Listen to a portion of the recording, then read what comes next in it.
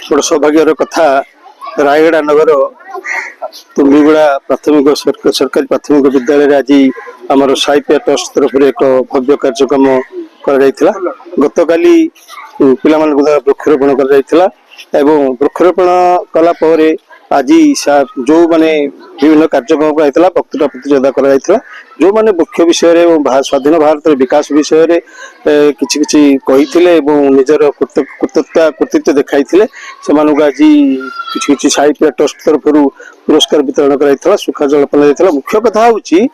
विद्यालय भितर welfare trust द्वारा जो सामाजिक सचेतनता कार्यक्रम कर बहुत खुशी लगुच एपरी सामाजिक सचेतनता कार्यक्रम द्वारा खाली जे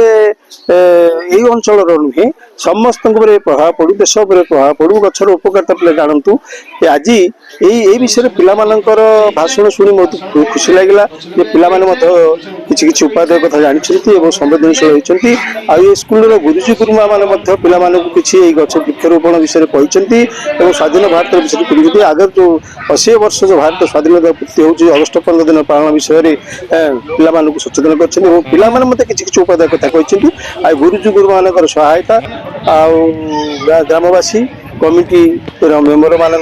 सहायता रे आज वेलफेयर ट्रस्ट तरफ जो कार्यक्रम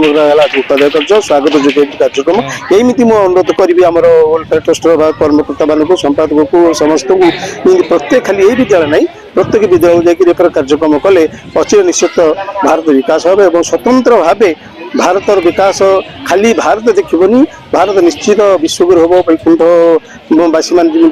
बास करमती आम एक उदाहरण भारतवासी गोटे उदाहरण हम भारत गोटे उदाहरण हम अन्य देशर लोक मैंने जानवे जे भारत बर्तमान यही धर्म ये संस्कृति चालीचलन भितर किपर ऋषि मुनि मैंने केमी कार्यक्रम करते तेणु ये प्रकार कार्यक्रम सदा जारी रहू। जय भारत माता की जय। चंद्रमोहन मो साहिप्रिया वेलफेयर ट्रस्ट गोटे सभ्य दीर्घ बहुत दिन धरी आम साहिप्रिया वेलफेयर ट्रस्ट तरफ भिन्न भिन्न कार्यक्रम गुड़ाक हो आसूची सेमती आसंता स्वाधीनता दिवस उपलक्षे आम